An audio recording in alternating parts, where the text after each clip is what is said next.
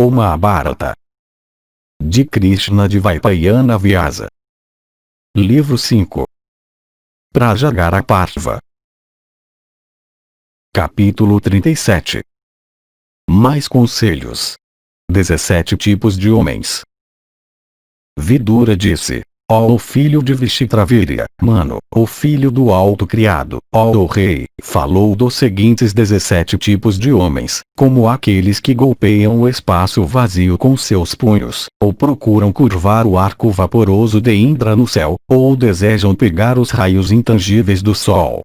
Esses 17 tipos de homens tolos são os seguintes: o que procura controlar uma pessoa que não pode ser controlada, o que fica contente com pequenos lucros, o que humildemente corteja inimigos, o que procura reprimir a instabilidade das mulheres, o que pede doações àquele a quem nunca deve ser pedido, o que se gaba, tendo feito qualquer coisa, o que, nascido em uma família nobre, comete um ato impróprio, o que sendo fraco sempre mantém hostilidades com alguém que é poderoso, o que fala com zombaria para uma pessoa que escuta, o que deseja ter o que é inalcançável, o que sendo um sogro graceja com sua nora, o que se gaba ao ter seus alarmas dissipados por sua nora, o que espalha as suas próprias sementes no campo de outro, o que fala mal de sua própria esposa, o que tendo recebido alguma coisa de outro diz que ele não se lembra disso, o que, tendo doado alguma coisa em palavras em lugares sagrados, se gaba em casa quando pedido para cumprir suas palavras, e o que se esforça para comprovar a verdade do que é falso. Os enviados de Yama, com laços nas mãos, arrastam essas pessoas para o inferno. Uma pessoa deve se comportar em relação a outra exatamente como aquela outra se comporta em relação a ela. Isso mesmo é consistente com a política social. Uma pessoa pode se comportar enganadoramente para com aquele que se comporta enganadoramente, mas honestamente em relação àquele que é honesto em seu comportamento. Velhice mata a beleza, paciência, expectativa, morte, vida. A prática da virtude, prazeres mundanos, luxúria, modéstia, companhia com os maus, bom comportamento, raiva, prosperidade, e orgulho, tudo. Dhritarashtra disse: o homem é citado em todos os Vedas como tendo 100 anos como o período de sua vida.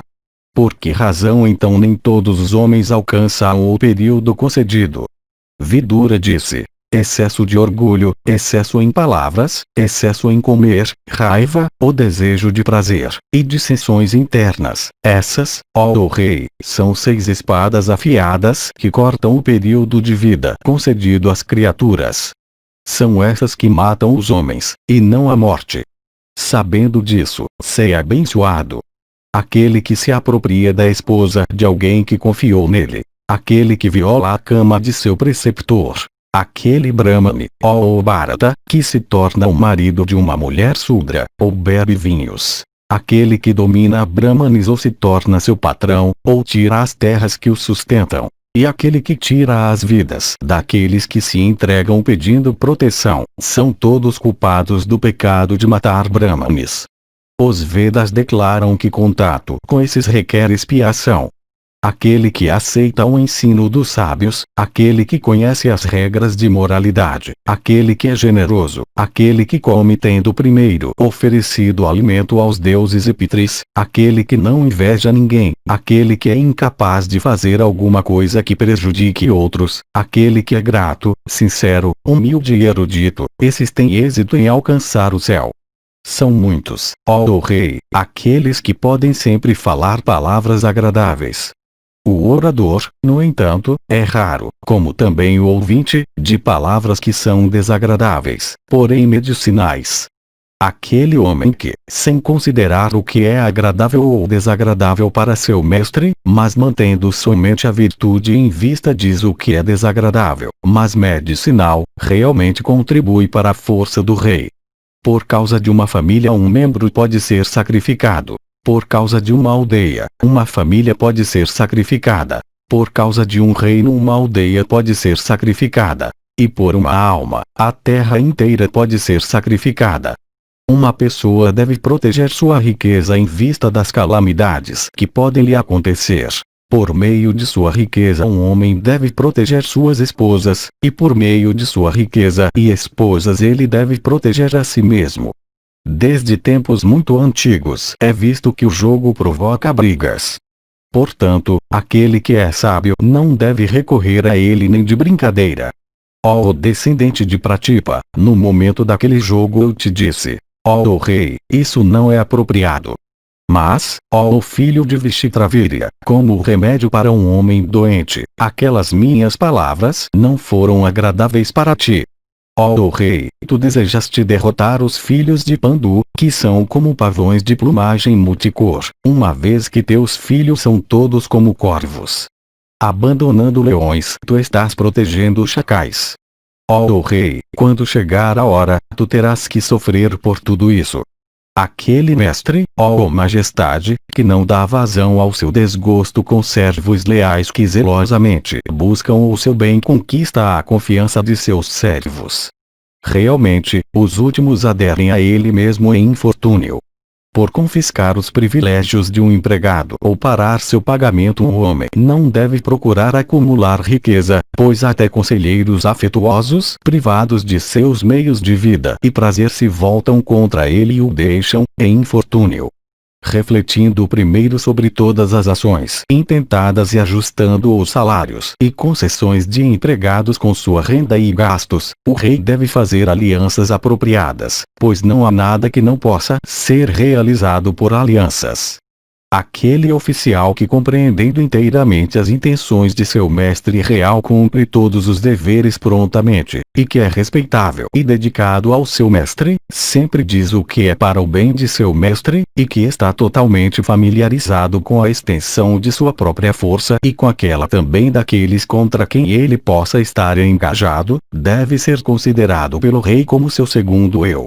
Daquele empregado, no entanto, que mandado por seu patrão, desconsidera as injunções do último e que mandado fazer alguma coisa se recusa a ceder, orgulhoso como ele é de sua própria inteligência e dado a argumentar contra seu patrão, uma pessoa deve se livrar sem a menor demora.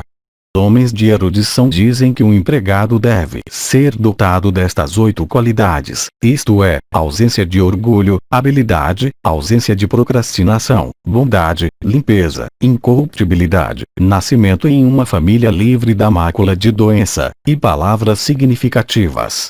Nenhum homem deve confiantemente entrar na casa de um inimigo depois do crepúsculo nem com aviso. Não se deve espreitar na área do recinto de outro, nem se deve procurar desfrutar de uma mulher a quem o próprio rei possa namorar. Nunca te coloques contra a decisão a qual chegou uma pessoa que mantém companhia inferior e que tem o hábito de consultar todos os que ela encontra. Nunca dize a ela: eu não acredito em ti, mas, apontando algum motivo, manda-a embora sob um pretexto. O rei que é extremamente piedoso, uma mulher de caráter lascivo, ou empregado de um rei, um filho, um irmão, uma viúva tendo um filho menor, alguém servindo no exército, e alguém que tem sofrido grandes perdas, nunca deve ser engajado em transações pecuniárias de empréstimos ou obtenção de empréstimos. Estas 8 qualidades derramam um brilho sobre homens, ou seja, sabedoria, linhagem nobre, conhecimento das escrituras, autodomínio, coragem, moderação em palavras, doações à extensão de seu poder, e gratidão. Essas qualidades elevadas, ó majestade, são necessariamente reunidas por alguém somente por meio de doações. Quando o rei favorece uma pessoa, aquele incidente, de favor real, traz todos os outros e os mantém juntos. Aquele que realiza abluções ganha esses 10. Força, beleza, uma voz clara, capacidade para proferir todos os sons alfabéticos, delicadeza de toque, sutileza de aroma, limpeza, graciosidade, delicadeza de membros, e mulheres belas.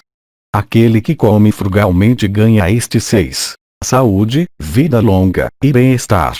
Seus filhos também se tornam saudáveis, e ninguém o repreende por gula. Uma pessoa não deve dar abrigo em sua casa a estes. alguém que sempre age impropriamente, alguém que come demasiado, alguém que é odiado por todos, alguém que é extremamente enganador, alguém que é cruel, alguém que é ignorante das propriedades de hora e lugar, e alguém que se veste indecentemente.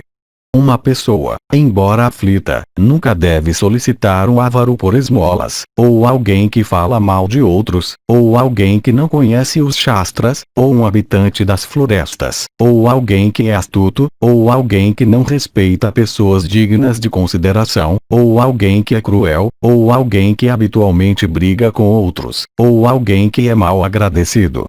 Uma pessoa nunca deve visitar estes 6 piores dos homens. Alguém que é um inimigo, alguém que sempre transgride as normas, alguém que é ligado à falsidade, alguém que é desprovido de devoção aos deuses, alguém que não tem afeto, e alguém que sempre se considera competente para fazer tudo. Os propósitos de uma pessoa dependem, para seu êxito, dos meios. E meios são dependentes, além disso, da natureza dos propósitos, procurados ser realizados por meio deles. Eles estão intimamente ligados uns aos outros, pelo que o sucesso depende de ambos. Gerando filhos e os tornando independentes por fazer alguma provisão para eles, e entregando filhas moças para homens qualificados, um homem deve se retirar para as florestas, e desejar viver como um Muni. Ele deve, para obter as graças do Ser Supremo, fazer o que é para o bem de todas as criaturas, como também para sua própria felicidade, pois é isso que é a base dos mais bem-sucedidos de todos os objetivos de alguém. Que ansiedade por um meio de vida tem aquele que tem inteligência, energia, coragem, força, entusiasmo e perseverança? Vê os males de um rompimento com os Pandavas, o qual entristeceria os próprios deuses com Sakra. Estes são, primeiro, inimizade entre aqueles que são todos teus filhos. Segundo, uma vida de ansiedade contínua. Terceiro, a perda da fama justa dos Kurus. E por fim, a alegria daqueles que são teus inimigos.